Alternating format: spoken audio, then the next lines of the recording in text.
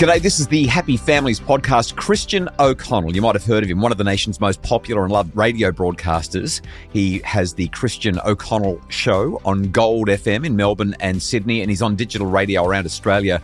Wrote a book a couple of years ago called No One Listens to Your Dad's Show. And he's got a brand new book out. It's called Unscript. Today, he's on the Happy Families podcast talking about stories we tell ourselves, stories we can tell our kids, and how we need to drop the script and be our authentic selves. This is a guy who was a performer telling us that success comes from not performing in life, but being who we really are. It's a fascinating conversation based on a really smart book. That next, stay with us. Hello, welcome to the Happy Families podcast. I'm so excited about today's conversation. Before I let you in on it, a couple of things. First, this is Australia's most downloaded parenting podcast. It's the Happy Families podcast. I'm Dr Justin Coulson. Today, real parenting solutions for real parenting situations. That's the end of the script. This interview that I'm about to do with Christian O'Connell, one of Australia's best loved and most popular radio presenters and the author of a book called Unscript. We did this about a week ago, and I don't know what happened, but there was a technical glitch, and I only recorded my voice, not Christian's. And I want to have this conversation with Christian, but not the same conversation that I had a week ago, because that would be boring. Like, can you imagine catching up with a friend and literally having the same conversation today that you had yesterday? Why would you do that?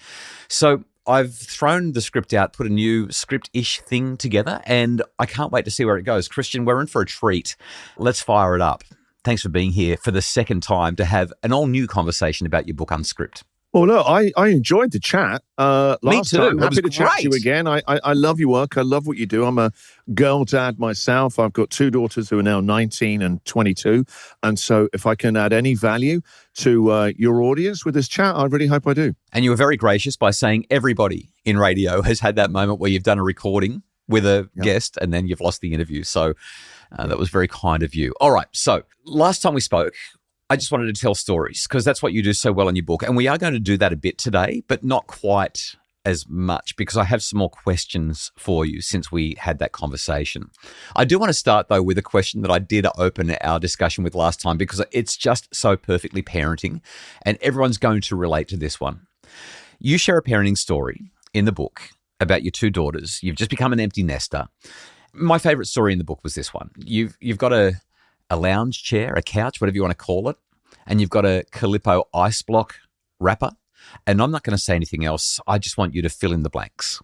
Any journey becoming a parent, right, demands one big thing because suddenly you just open up to this kind of deeper reservoir, this infinite pool of love that you didn't know existed in life.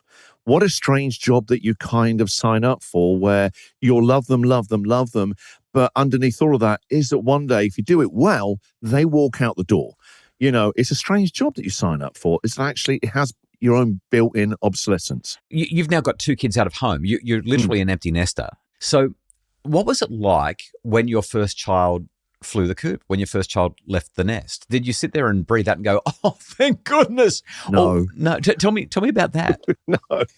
I've been mourning that 2 years beforehand. My wife kept saying, why are you getting so upset now? Yeah. She's not going. She's like in year 11, year 12. She's like, why are you rehearsing it? I don't know. Just this kind of person I am. And so the kids and family still laugh about it. I was openly weeping during TV shows, adverts about a year or two before she left. So I was slightly all cried out.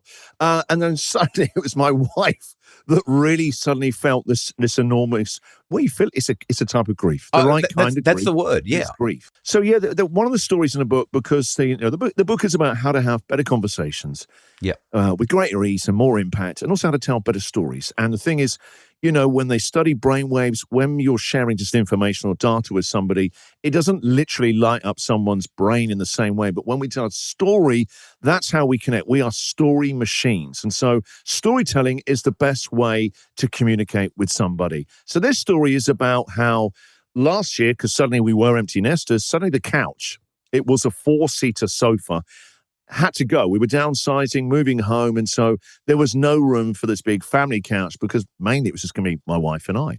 And so we needed to get rid of the couch.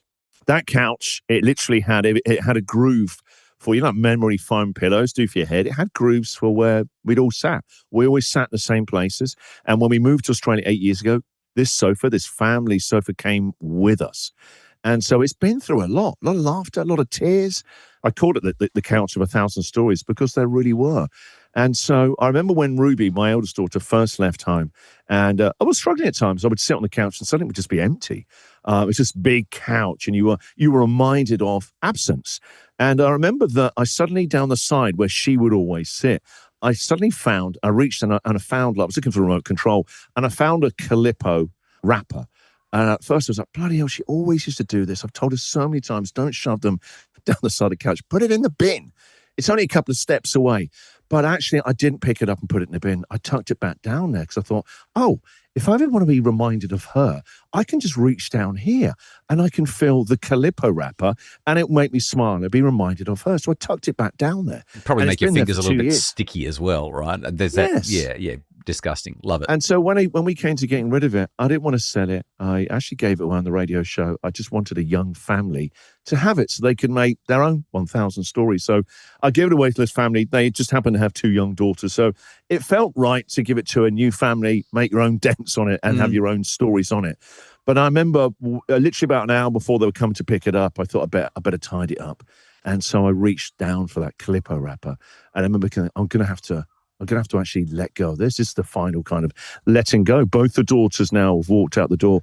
But I remember Justin putting that bloody Calippo wrapper in the bin. I remember thinking a bit of my heart has gone into this bin now. It was the final letting go. That little Calippo wrapper just had so much meaning to it. And so, yeah, even now I can feel the emotion in that story. And then I remember closing the door for the last time on our family home, and it was just echoey. Yeah. It was echoey, and it was suddenly a museum. I was looking into a museum of what was. I think there's a line in a poem, middle-aged men close doors softly to rooms they can never go back to. Oh. No, isn't that a killer line? Wow. Hey, Christian, after the break, I want to hit you up with a lightning round, and then I think I've got some really fun lightning round questions, but then I want to tap into your panic attacks, your anxiety, your move across the world and how it affected your family. There's so many things that we can play with here. Stay with us. That's next.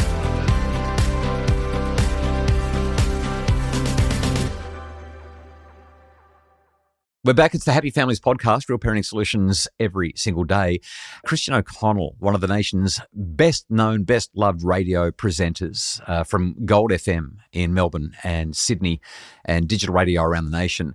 Let's do a lightning round. These are the shortest possible answers with as much fun as we can manage. You have not heard any of these questions. Question number 1, what's the song that you have to turn up and sing to, even though you've got to plan your next talk break every time it comes on in the studio? Did you say plan my next talk break? You've obviously not been anywhere near me. Plan? You're not unscripted. You're fully unscripted. No, the book's called Unscript. That is how I do the show. It terrifies my producing team sometimes, but the song will always be Born to Run, Bruce Springsteen.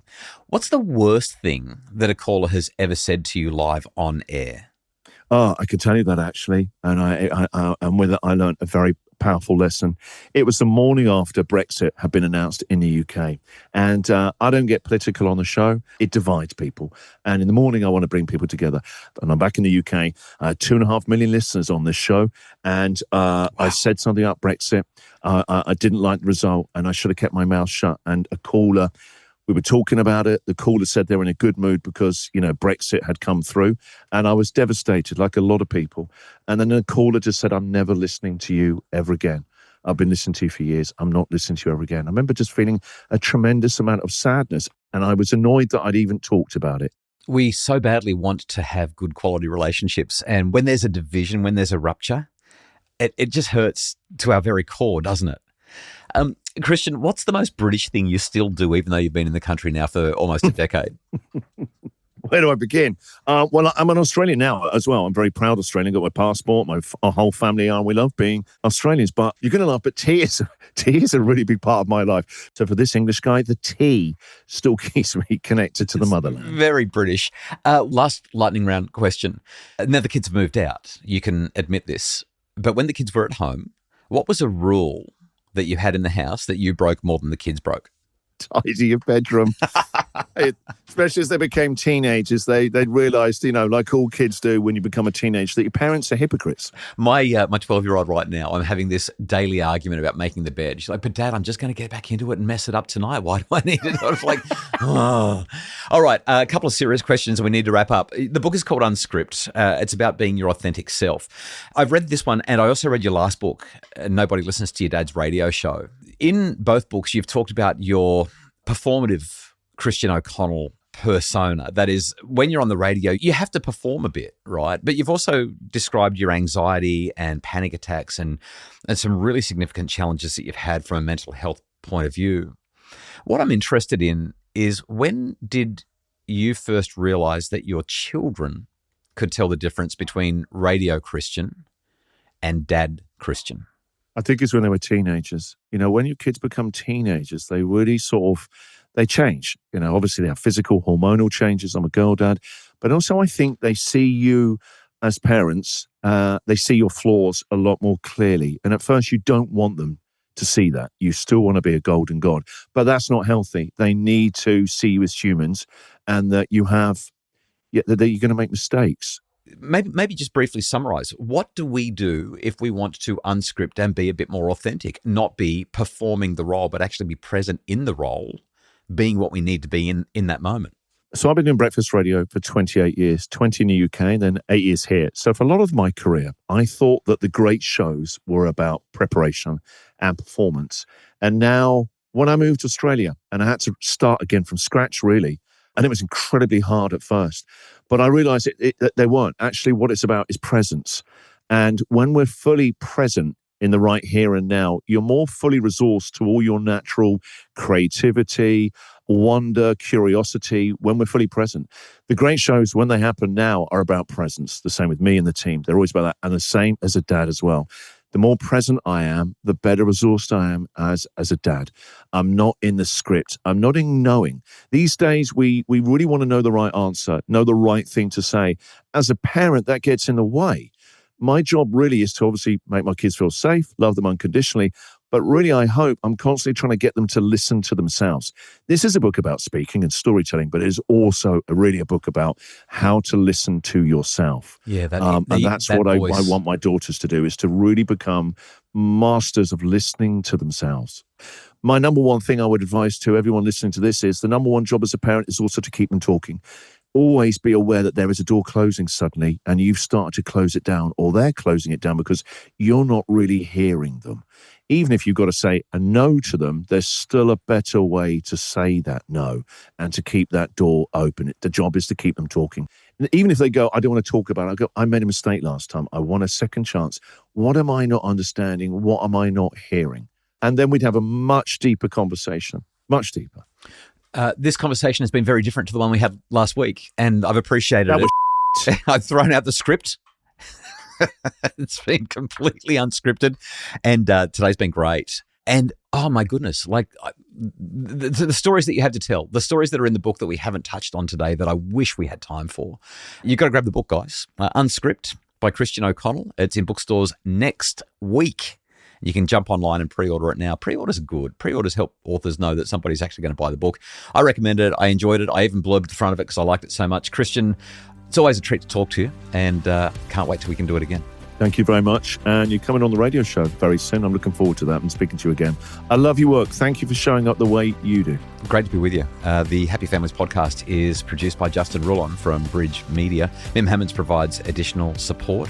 The link to the book in the show notes for Christian O'Connell's Unscript. And for more to make your family happier, happyfamilies.com.au.